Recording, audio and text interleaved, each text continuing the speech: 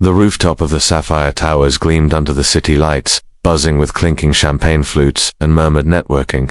It was the launch night of a new tech venture, and among the glittering crowd stood Ramesh Qureshi, the golden boy of Pakistan's tech elite, sleek in his tailored tuxedo, glass of bourbon in hand. Ramesh smirked as he leaned toward a group of investors and influencers. "I tell you," he said, voice dipped in arrogance, "leaving Ariba was the smartest decision I ever made." A few raised eyebrows, one or two knowing smirks.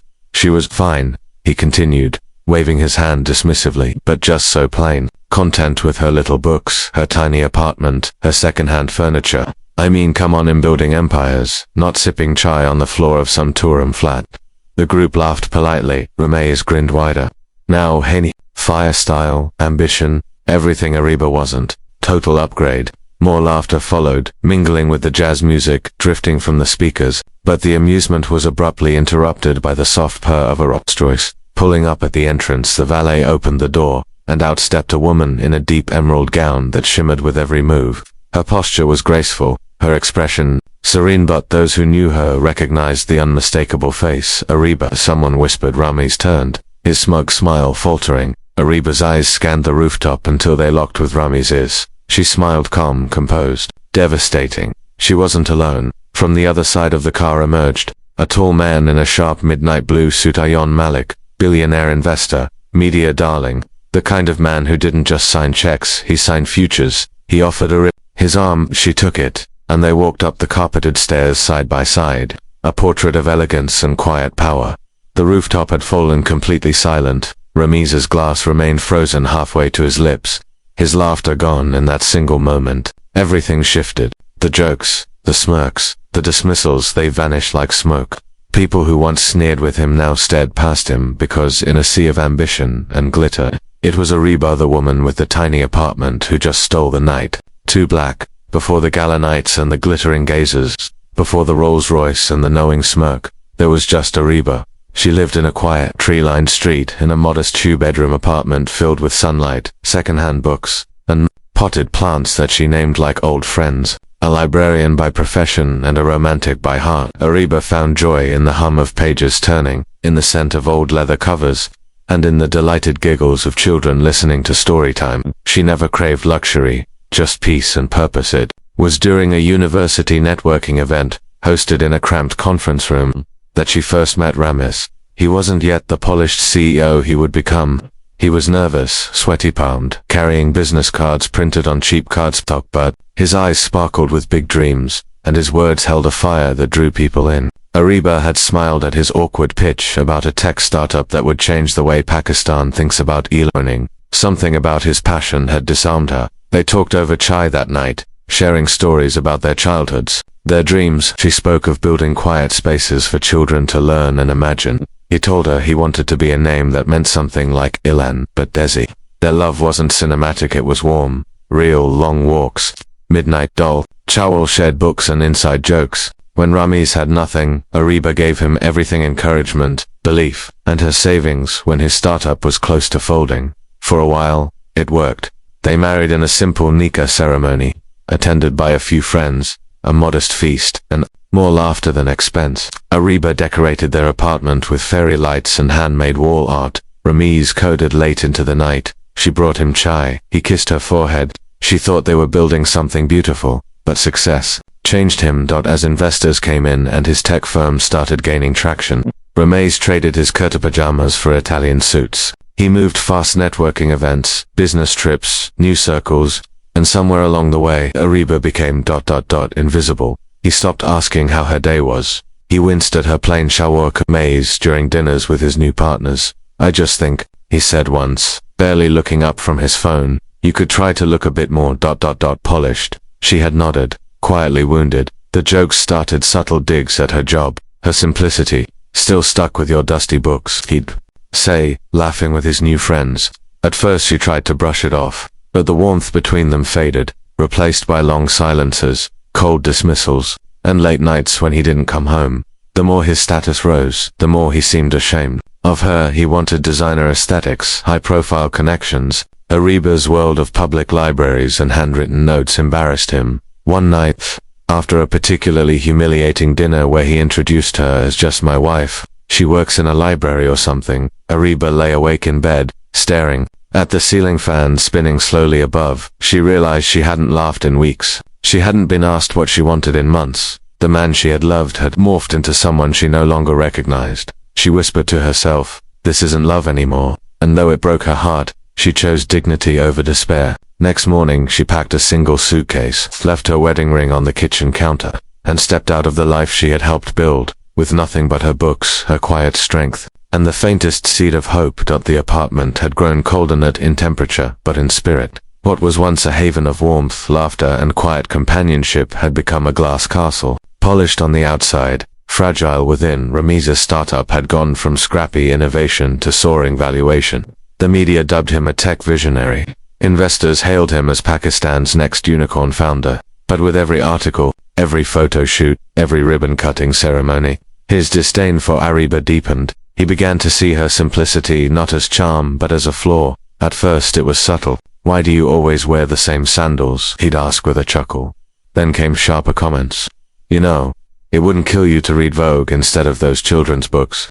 She'd smile. Sometimes. Other times she'd quietly retreat to the other room. But she noticed how his compliments vanished, replaced by critiques laced with contempt. Dinners turned from candlelight to cold silence. At business parties, Ramiz introduced her without eye contact. "This is Ariba. She's a librarian," he'd say with a tone that made it sound like she shelved dust. She didn't belong in that world. The glittering gowns, designer heels, conversations dripping with wealth. Ramirez wanted someone who could match that shine. Someone to show off. Ariba's soft voice and cotton shower kameez made him feel off-brand. Still, she tried. She attended those events, sat quietly in corners while Ramesh schmoozed with influencers and CEOs.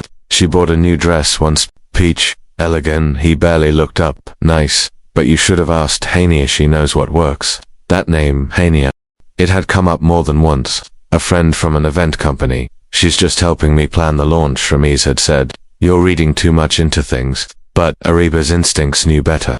One night, when he left his phone on the kitchen counter, buzzing non-stop, curiosity overpowered her restraint. She opened it, and there it was. A digital betrayal in neon light, a string of flirtatious messages, voice notes that reeked of intimacy, a selfie of Ramiz shirtless, captioned, "Can't wait to see you again." Ariba stood motionless, phone still in hand, as the noise of the world dimmed into silence. Her hands trembled, not from shock but from the validation of what she already knew. The man she once trusted with her heart had handed it to someone else. That night she didn't cry. Instead, she made chai. She sat on the balcony wrapped in her shawl and stared at the moon. Somewhere deep inside, a long-buried clarity began to rise. He had called her insecure, dramatic, too emotional. He had twisted every confrontation, every suspicion, until she had questioned her sanity. But now there was nothing left to question. He cheated. He lied. He broke her. And still, she felt a strange sense of peace. The next morning, as Ramiz prepared for another glamorous day, she spoke calmly. "I know about Hania." He froze mid-button. For the first time in weeks, she saw something flicker. In his eyes, not guilt, not apology, just irritation. "You went through my phone." She laughed gently. "That's what you're worried about." He scoffed. "Look, Ariba, this isn't working. We're too different. You're always holding me back. You don't get my world." She nodded slowly, her heart heavy yet steady. "No, I don't, and thank God for that." With quiet grace, she gathered her books into a cloth bag, her journals, a small photo of her parents, and a teacup that reminded her of mornings before the distance. Ramiz didn't stop her. He didn't plead, didn't chase. As she stepped outside, closing the door behind her, she felt something release like a balloon finally cut loose. She walked into uncertainty, yes, but she also walked into freedom, with nothing but her peace, her self-respect, and the knowledge that though he saw her as small, she had never felt more whole. The apartment was tiny, barely enough space for a bed, a desk, and a kettle, but to Ariba, it felt like sanctuary. Nestled above Kisa Kahani, an old neighborhood bookstore with creaky wooden floors and shelves that smelled of paper and time, the space was warm, quiet, and real. After the cold marble of Ramiz's designer penthouse, this little nest above the shop felt like a return to breath. Salma Begum, the bookstore's elderly owner, had a kind face framed with silver-streaked hair and deep lines earned through decades of stories, both lived and read. She had taken one look at Eric but disoriented, holding a duffel bag and eyes heavy with fresh heartbreak, and said, "You need tea, not questions. Come." They sat together that first night in silence, sipping chai. The next morning Salma offered her a room above the shop and a part-time job. "You know books. That's enough," she said with a gentle shrug. The days settled into a rhythm. Ariba would rise early, brew chai on a small hot plate, and open the windows to let in the cool morning breeze. She'd water the tiny basil plant that sat on the windowsill, a gift from Salma. Then she'd head downstairs and slip into the warm world of paperbacks and eager little readers. She organized shelves, labeled storybooks, recommended titles to curious children, and hosted small storytelling sessions on Saturday mornings. The kids adored her soft voice and the way her hands moved when she read aloud. For the first time in a long while, Ariba didn't feel invisible. Her evenings were her own. She journaled by lamplight, pouring out memories and quiet victories in longhand. Sometimes she wrote letters she never intended to send. Letters to herself, to the woman she once was, to the girl still learning to heal. Sometimes she'd hear Salma humming old ghazals from below. Sometimes laughter drifted in from the street. Outside it wasn't glamorous, but it was life, and it was hers. She found solace in the quiet, in repetition, in the way children smiled when she remembered their names, in the way the tea tasted stronger when brewed slowly, in the way the loneliness softened with every passing day.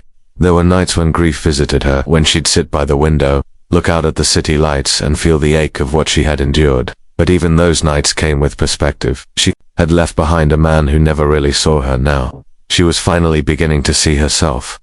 One afternoon, while dusting the shelves, Salma asked her, "Why do you never talk about him?" Ariba paused, fingers resting on a book's worn spine. "Because I'm still figuring out where he ends and I begin." Salma smiled. "Good. That means you're healing."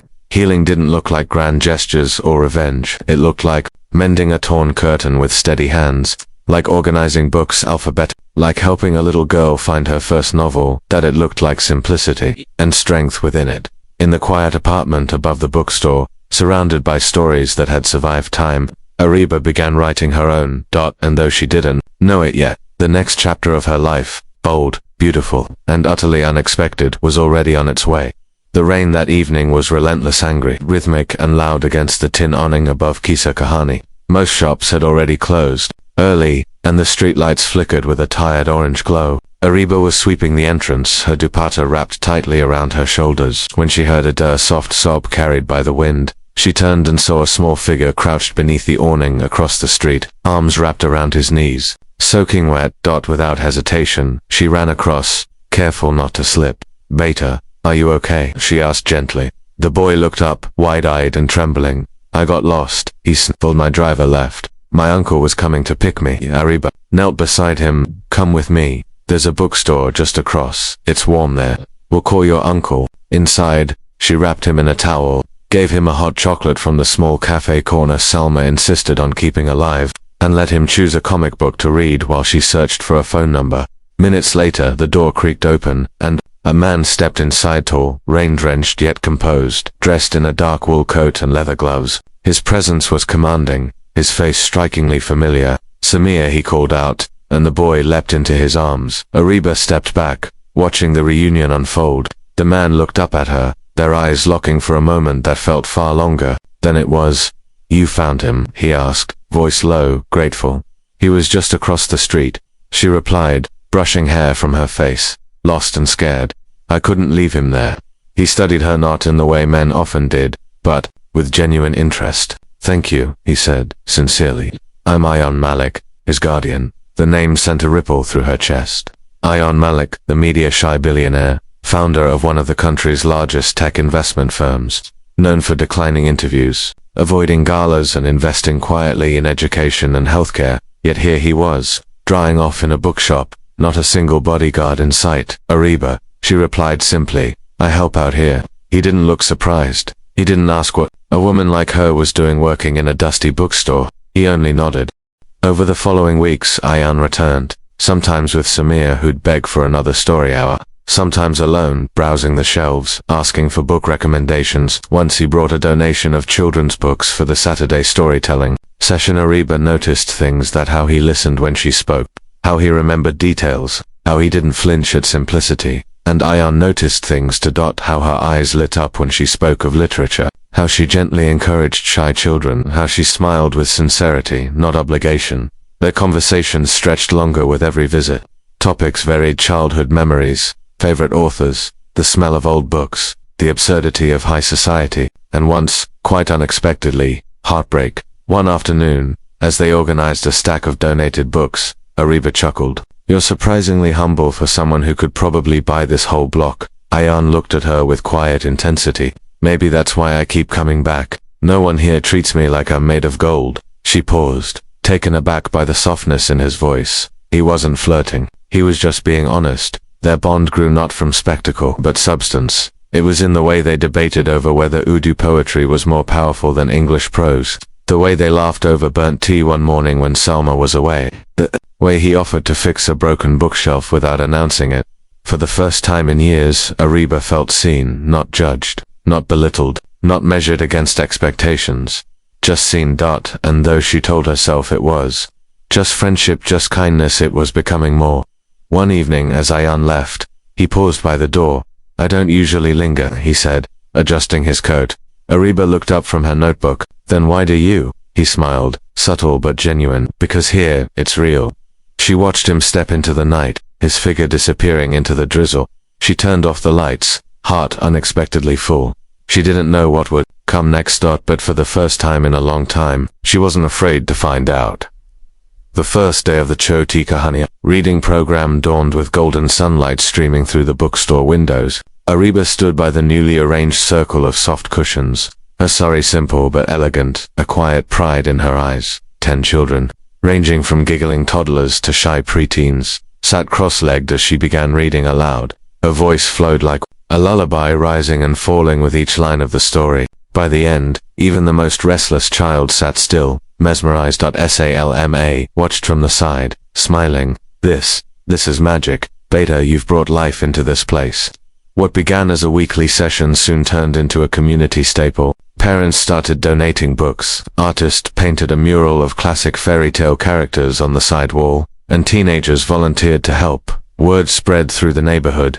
Local news even ran a short feature titled, "The Bookstore That Became a Beacon." But Ariba wasn't stopping there. She began redesigning parts of the store, adding cozy reading nooks, a tea corner for mothers, and a shelf dedicated to women authors from South Asia. She painted the old walls herself, choosing calming earth tones. The dusty second floor was turned into a girls' circle mentoring space where she guided young girls about education, self-worth, and dreams that didn't need anyone else's permission. Through it all, Ayan was there, not hovering, not dominating, just there. He donated quietly, under the name the Nura Initiative. He once arrived early to fix a leak in the bathroom before she noticed, and when she held a fundraiser, he sat in the back row with Samir, clapping the loudest when she finished her speech. One evening, Ayan invited Ariba to a dinner with his philanthropic board. "I want them to hear your vision," he said as they drove through the tree-lined avenue. "You're not just running a bookstore, Ariba, you're building futures." She hesitated.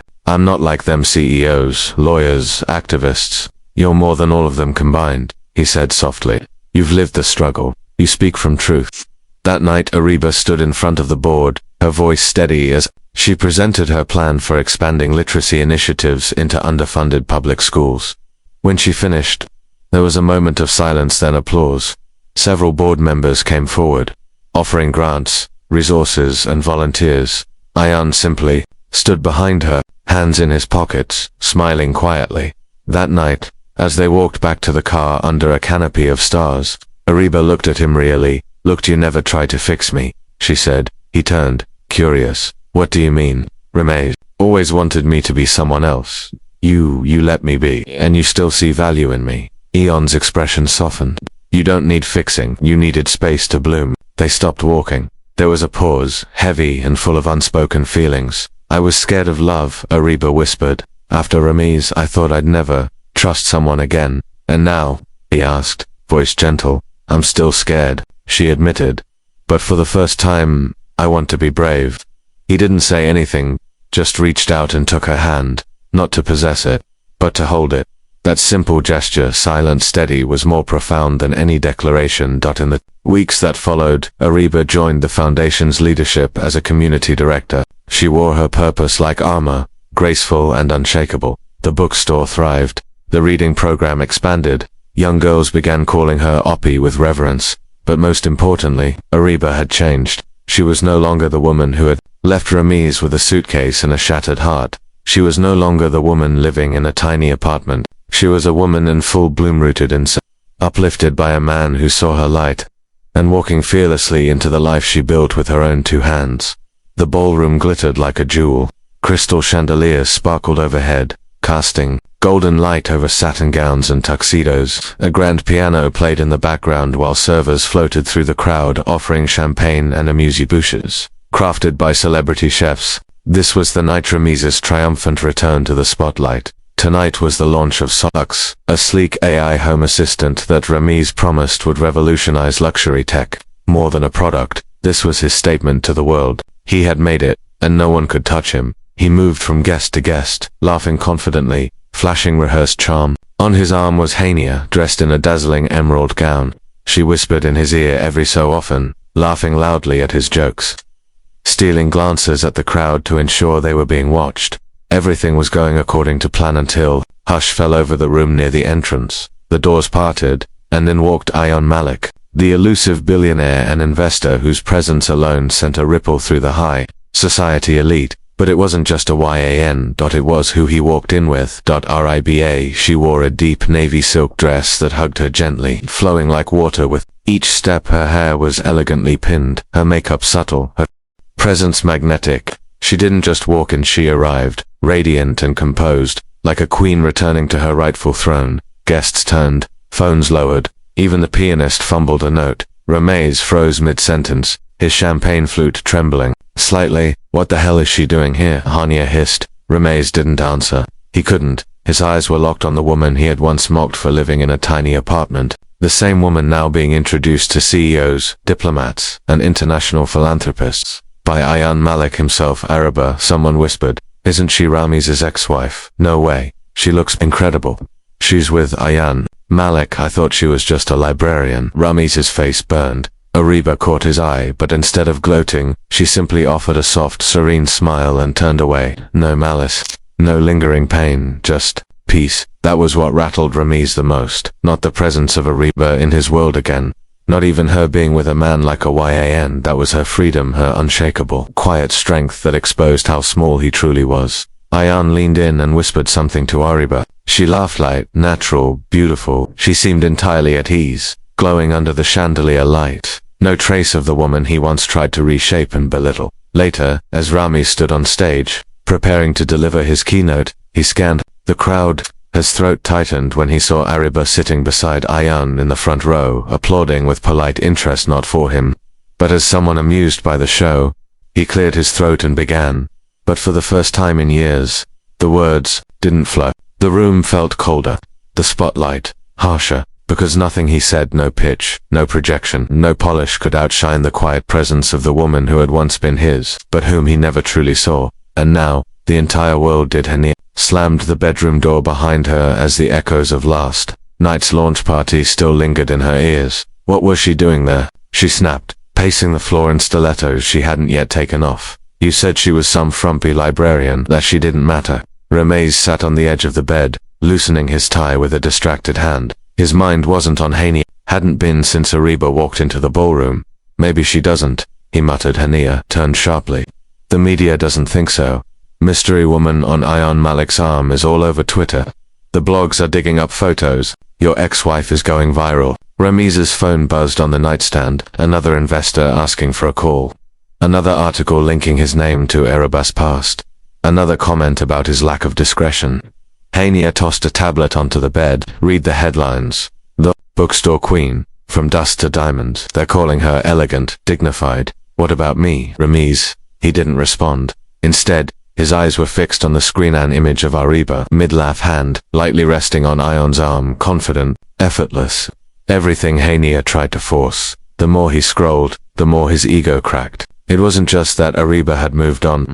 It was how she had done it, without theatrics, without revenge, Her silence was louder than any scandal. Ramiz suddenly stood. "I need to think," he muttered, grabbing his coat and ignoring Haney. Protests behind him. By the time the sun set, whispers had already reached boardrooms. Ariba, an investor, had asked on a call, "Wasn't she your ex-wife? Why didn't you mention her ties to Ayan Malik?" Ramiz stumbled through denials, but it didn't help. Rumors swirled. Had Ramiz mistreated her? Did Ayan steal her away as a quiet rebuke? Confidence in Ramiz wavered. Stock analysts speculated on Solix's shaky brand image.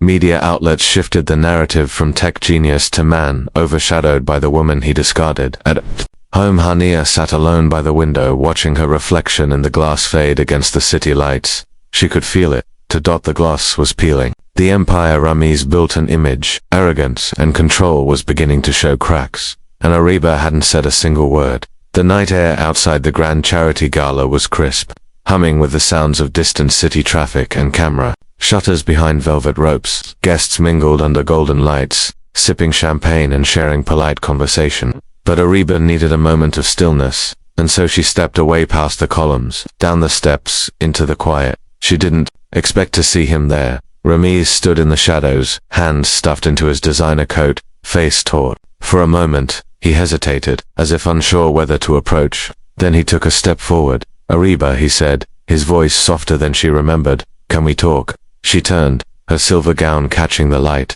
her expression unreadable. "You've already said enough, Ramiz, over the years." He moved closer, the distance between them shrinking but never fully disappearing. I didn't know how to say sorry then. I was overwhelmed building Solix. The pressure, the media, it changed me." "No, Ramiz," she said, voice calm but steady. "It didn't change you. It revealed you." He flinched. "Was young," he offered, "ambitious.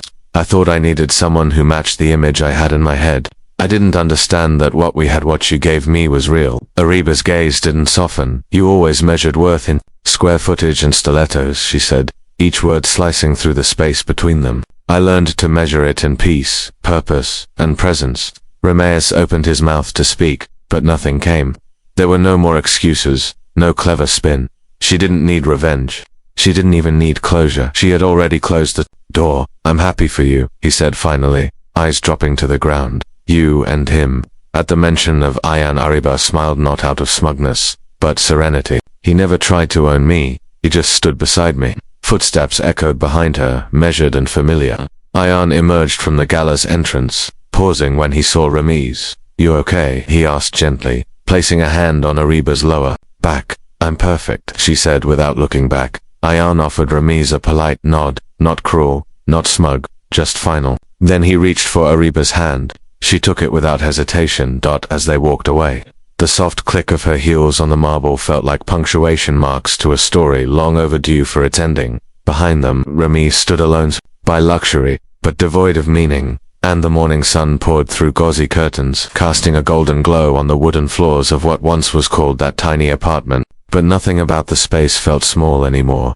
Every inch spoke of love. The walls, now lined with vibrant bookshelves, overflowed with stories, classics, fairy tales, graphic novels, and journals with blank pages waiting to be filled. Soft rugs, handmade art, cozy reading nooks, and hanging plants brought life to every corner.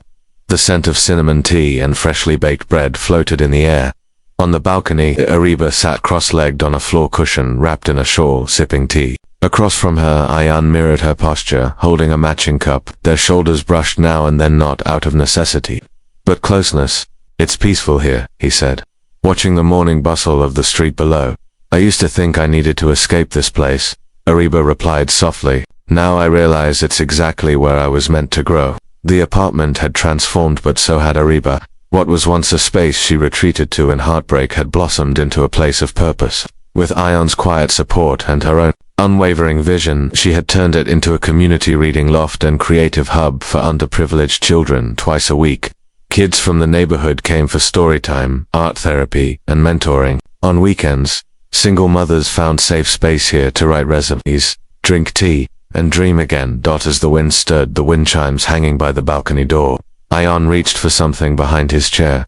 "I brought you something," he said, a glint of emotion in his eyes. He lifted a small wooden bookshelf, hand-carved rich walnut, simple but beautiful. Along the edge, an inscription was etched in gold, 2 new chapters for the stories we'll write together. Ariba blinked, a breath catching in her chest. It's not a ring, Ayan smiled.